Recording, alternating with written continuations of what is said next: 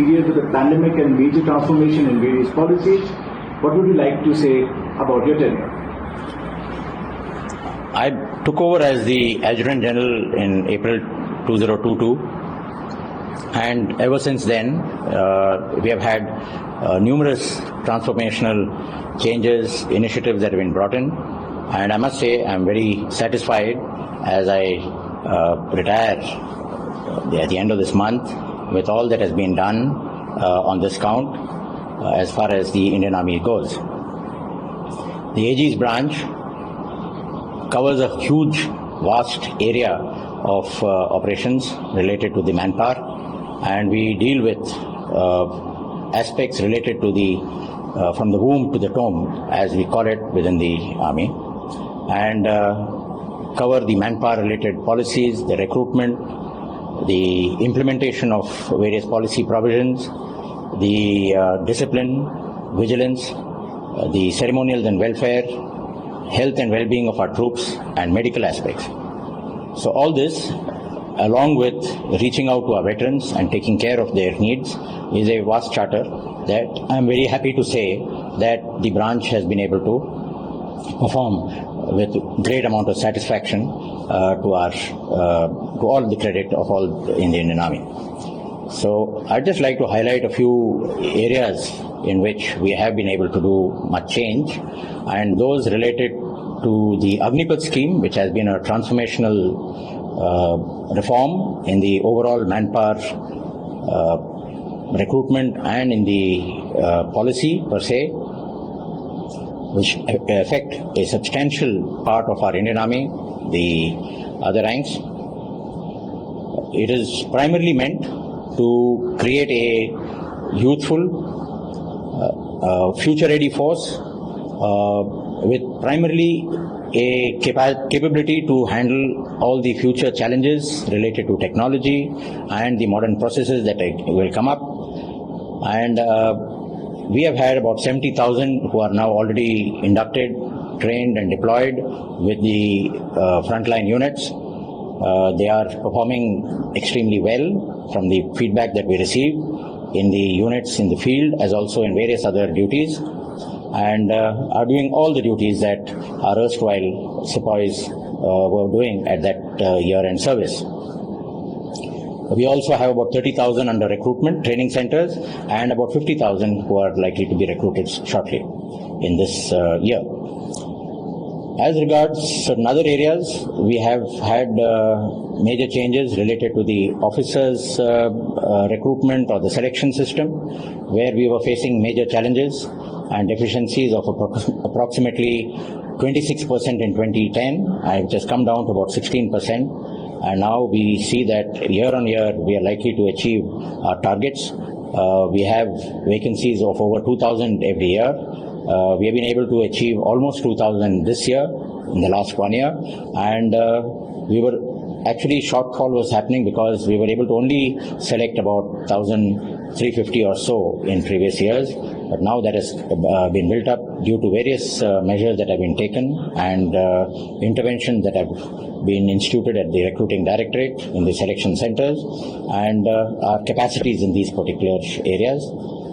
As also, we see that the major challenge was primarily in the short service, and that also is in the works to address the problem of the attractiveness of the short service officers, and we should be able to have much better selection system in the future. As far as the other ranks go, we know that with the Agnipath scheme there has been major change. The recruitment related to this, we have also modified and brought in the online exam as the first step. We used to have large, unwieldy rallies happening with lakhs of candidates coming for our rallies all across the board and very difficult to manage. Now we have as the first step the exam, which is online, and it has addressed a number of issues related to the transparency and detection of fraud, as also various scams that could have been there inside the system, and that has been addressed to a large extent. We do see that the whole process has been automated using the Join Indian Army website, the e-recruitics software that has been there right through till he joins the training center. It is all automated and transparent. As regards the process per se, these process has been, to a large extent, found to be useful, and we find that there is this selection system, and the states have supported in our various rallies too, and the size of the rallies have been brought down. As regards another area where we have improved our efforts has been in the enhancing the footprint of our women in the Indian Army. I must say that over the last couple of years, there have been enhanced induction of our women into the 12 arms and services that we have, including the artillery and the Remounted Artillery Corps. There are approximately 1,735 officers currently with us. There are induction of, on a yearly basis, from what was about 80 officers, women officers, we are now gone up to 144 officers every year, almost 80% increase.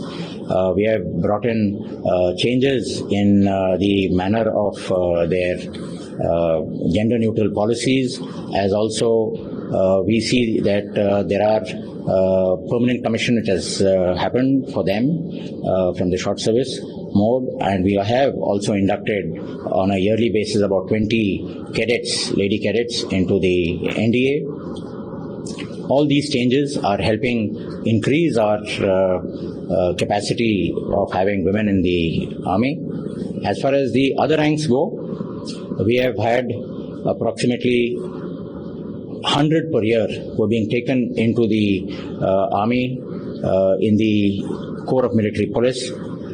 This started in 2019, and we were the first to have women in the armed forces at the other ranks level, and I'm happy to say that they are performing extremely well. We have about 200 odd Agniveer women police now in the system, and we intend to continue this effort till we reach about 1,700 of them over the next few years. As far as the other area is of automation, and we have ensured the digitization of all our serving officers' records. We also are completely digitized our soldiers' records in the centers. So all this process has helped in the overall automation of our whole army, and the veterans' records too are being digitized. This is happening as we speak. About 1.2 crore pages is what we need to do for very old veterans and such, and that we intend to be able to complete by about April 2026, but we are already about halfway through. And as regards automation initiatives for the Agniveers, we brought in a complete new system called the ASAN, the Army software for Agniveer automation and networking. And this is helping us extremely well insofar as able to map their complete data and conduct analytics, as also create a very open, transparent system for their assessment too, and enable that they get all their dues timely through the central pay office that has been created for them. As regards online CE, I mentioned that's another automation initiative of the AG's branch. We find that through this system and linked up to the e-recruitics model that we already had, we have improved the complete recruitment system in an automated manner. There is also the system which we have introduced called the Indra. This is primarily to address the all ranks, including officers, Agniveers, and bring them on one common database so that we can carry out our due analytics and monitor all activities. So this too has been introduced over the last couple of years and running extremely well. It is the backbone structure of all our automation of our manpower. Then we have the Dhanvantri system, which has been brought in to ensure the digitization and the automation of all our hospitals. This is being completed, and then we have be able to link all our hospitals so that the data of medical reports and such like are available to all hospitals across our military length and breadth. We also have the Sanchay system, which has been created, an automation for the civilians, and so we have a complete database of civilians, and then which was something which was lacking, and now we have all our civilian employees are in an automated system. Some aspects of health and well-being. We have introduced the early intervention centers. These are primarily for the children at a very young age. We started in all our hospitals. About 20 hospitals have now got the EIC, the Early Intervention Center, and this is helping the young children to be screened at a way below the 6 months age, and then we can identify if they have any problems, any deformities or any such challenges which like autism, and that can be rectified at that stage, and this is helping our complete soldiers and families insofar as their challenges on this count go. And we also have created a lot of initiatives related to the mental health of our troops. We have something called the MANSA, which is the Mansik Sahayata Abhiyan, and this is something which is primarily looking at the areas of the wellness centers in all our stations. We have targeted for ourselves about 100 stations where we will have these wellness counselors, psychological counselors, and establish these centers. In addition, we had conducted a number of camps, and in all our almost about 12 each, by the help of the DIPR and the Disha Kiran, which is a private agency, to go and interact on the ground with our soldiers and identify the mental health issues which are there, and people who face these challenges and who are shy to come up and go to the hospital and identify their problems alongside the psychiatrists there. So this to an extent has also helped. I'm also happy to report about the good work done by the doctors and the staff of the field hospitals in Op Dost when they had to go to Turkey and deploy for a rescue operation out there when we had the earthquake in Turkey, and they've done extremely well out there and brought great name and fame to our country. As regards the ECHS, which is the major support system for our veterans, we have almost about 60 lakh dependency on the ECHS system. Almost about 25 to 30 lakhs ex-servicemen, and of course their families and dependents.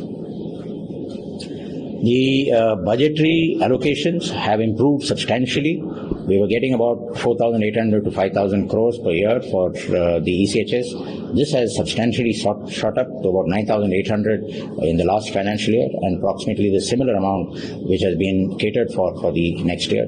This will address to a large extent our pending bills which were there with hospitals, and clearing up all the past dues, and ensuring that the healthcare of our veterans is addressed at a very fundamental level, and they can without any problem go across to the hospitals, empaneled hospitals. In fact, we have been able to empanel, in addition to our over 3,500 existing hospitals that we had, 3,387 actually, hospitals that we have empaneled, we have increased it by about 550, including 5 All India Institutes of Medical Sciences, which are now part of our empaneled hospitals in various places, including in places like Raipur.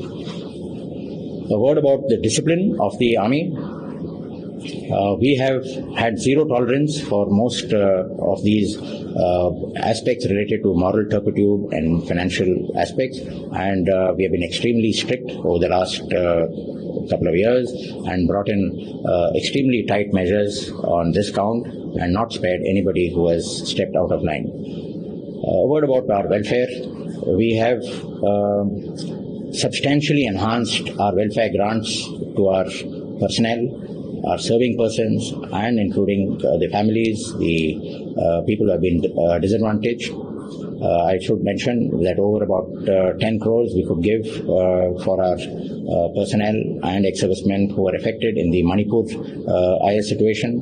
We also have substantially funded the early intervention centers, where about 20 of these centers are now being funded through the welfare grants. We also have enhanced the investment of our monies from the welfare funds into the big impact welfare projects across various stations.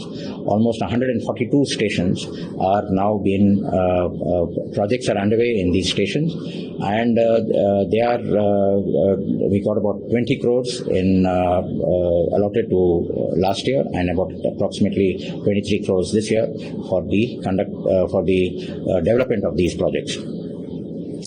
We also are supporting by approximately 130 crores the education of those who are being dispersed through the various educational grants, and for especially the battle casualties, the Veer Naris, and various loans and such like required for the computer grants and such like. We also are providing succor to those who are suffering from various penury of our soldiers who have got into a bad system, or they're not able to support themselves, including some of our Veer Naris or our those who have not been able to manage their finances well. So they have ended up with problems, especially when they have had major problems within their families, or had children who require major surgeries or medical interventions. So we have been able to provide a certain amount of support and take care of them. We also have enhance the amount of money provided to the battle casualties. Earlier we were providing about 2 lakhs per battle casualty as ex gratia. This we are now enhanced it to 8 lakhs from a couple of years back, 2022, and we are happy to say that this is helping them on the ground. And also for those of physical casualties too, we have enhanced it to about 2 lakhs. We also provide through the Army Group Insurance Fund the insurance cover for our officers and men. We increased from about 75 lakhs to about 1 crore for our officers, the insurance cover, and from about 40 to about 50 lakhs for our JCOs and other ranks. We also are extending the insurance scheme, which have increased it for our officers and JCOs on the ground substantially, and this also is helping them on the ground. We also take care from the Army Group Insurance Fund, various other specially abled children and various other schemes of providing loans for our personnel. A word about the outreach that we do to our veterans. We are conducting constant outreach, meeting with them all across the board. A substantive number of camps are held, rallies are held in various stations, and we also, with the help of our veteran cells, sending the teams to very remote areas also, and helping them, especially because they face various challenges, especially with their documentation, SPARSH, and their pensions and such like. So we are reaching out to our veterans and taking care of them. We have introduced certain new measures like the chatbot Samban, and we have call centers to address their grievances like the Virangna Seva Kendra and the Project Naman that we have introduced, and these are helping to a large extent. We also engage in providing skill training to all our retiring personnel so that they can get fruitful, substantive jobs when they do leave our service. What is the current status of the Agnipath scheme, and how are the Agniveers are being employed, and how is their performance? As you are aware that since June 22, scheme was launched, and then we had the first batch which was recruited and enrolled in December 2 onward, January 23, they entered the service. Approximately 1 lakh Agniveers have been enrolled in the army. Out of this also includes about 200 women. Approximately 70,000 have already been dispatched to the units, are performing extremely well in the battalions, and are deployed in various field and peace units out there. This includes about 100 women police also. Around 50,000 vacancies have been released in this year, 2024-25, and the recruitment process is ongoing as we speak. We are just finished with the online exam. The rallies are started and they are ongoing. So we do see that these are those about 30,000 who are there in the training centers currently and undergoing the training. We have been to many of these training centers and assessed the standard of their training, as also the inputs and feedback from them on the ground. I must say that they are undertaking all the actions, operational and other professional duties, just like any of the other sepoys or the sepoy recruits on the ground in the units, and they have been completely integrated and assimilated into the units, and they are wear the same uniform, they perform the same duties, and so they are performing extremely well on the ground. And the feedback from the units, that is from the commanding officers, the JCOs, NCOs, and also themselves, is that this is going well, they are performing well, and we do see that they are in fact in some areas shade better, 10% almost better in the physical parameters of their physical tests, and they almost 20% higher in their academics oblique the uptake which is there.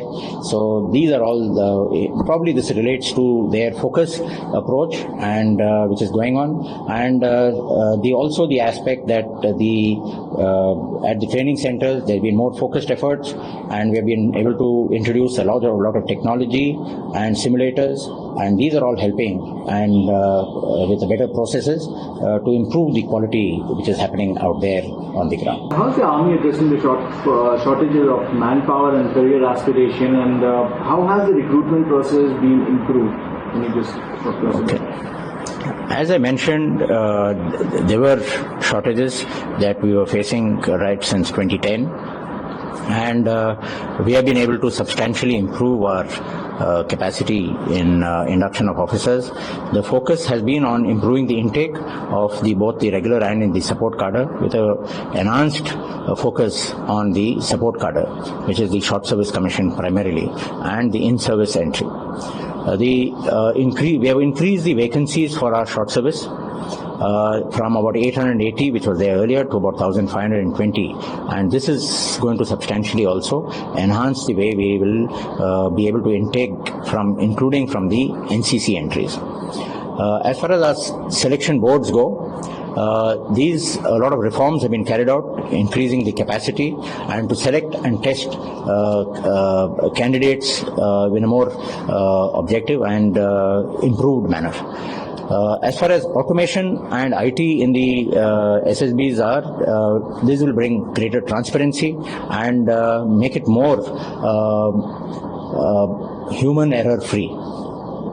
So these are measures which are helping us, and various other measures are being examined to make the short service commission attractive, and these are being processed with the government. The intake from serving personnel, that's the in-service intake, is also being reviewed. We have had the YTW wing, which is training our in-service people. This has helped us to further enhance the intake of our in-service personnel, improve the quality of theirs when they go for the selection board. And we also have the service graduate entry for the ACC, which is for our in-service soldiers, and this has been now sanctioned as a service graduate entry and will be under implementation in a very short while. As far as the selection procedures for the officers go, There is enhanced outreach, advertisements in TVs and social media. We had physical interactions in schools and colleges. We have had almost 1,300 interactions in the last year, and about 200 plus in the recent past, about 6 months.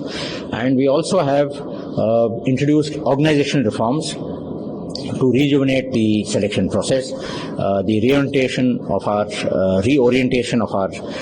assessors training, the GTOs who are on the ground, and increasing the capacities of the selection centers by posting more of these assessors. We have also introduced filters for the shortlisting of candidates for the SSBs, using either the JE for the technical candidates or the PG CLAT for those who come in for the JAG entry of the legal side, and the cutoffs have also been kept at a reasonably high level. Efforts are also underway for enhancing the results with a higher number of officer cadets inducted into the PCTAs in the last 8 years, and increasing the number of SSBs which are being under consideration. And we have also doing a reassessment of the stage 1 in the SSBs. As far as the technical entries go, we also now got approval from the Raksha Mantri with regard to the engineer aptitude test, which will be done by the UPSC for all our technical graduate entries, and common examination filter to select and shortlist the best technical graduates will be introduced, and modalities of this conduct are being now finalized. We also improved the recruitment process for the Jeswada ranks, as I mentioned earlier, and the major transformational change has been bringing in the online CE as the first step, and this has enhanced the efficiency and the objective manner in which it is conducted, and reduced the number of the rallies on the ground, which were becoming a little unmanageable. We also have prevented the malpractices by the use of this technology and the Aadhaar, the automation, and this has been a major crackdown that we have done on various fraud entries. In fact, in 2022-23, 1,870 such fraudulent activities were detected, out of which about over 1,500 were related to touting and some impersonations too. And we have registered FIRs in most of these cases, and we have seen a substantive drop in such activities in the last recruitment cycle, and these have come down, and we have just now about one case of touting and about 2 impersonations and about 23 for fraudulent documentation cases which were recorded. Indian Army veterans face numerous issues, and we hear of the various grievances as well. And what are the measures that have been taken over the years to reach out to the veteran community and address their concerns? The veterans are a extremely critical, important, close-knit part of our service community, and they are part of our extended family. And we remain fully committed to address all issues and challenges faced by the ex-servicemen and their dependents. A total of 55 lakh ECHS beneficiaries with about 25 lakh veterans is what we have currently. And the enhanced outreach we are doing in about 200 stations pan-India with effect July 22, and we have addressed numerous grievances over the period. The latest policies and initiatives propagated through the DIAV, that is the Department of Veterans website, and we have used the social media too. We are also on Twitter and in Instagram. So there is a method of passing on our policies, the changes, and anything which may come at. But we do understand that there are a large section of the veterans who are not so technologically savvy or social media savvy. So we do have physical outreach into all those areas, especially the remote areas where our soldiers come from. Various programs for connecting with the veterans include the introduction of a small chatbot. It's called Sambandh. This was conceived primarily at one of the stations, and it was to connect with on the WhatsApp basis.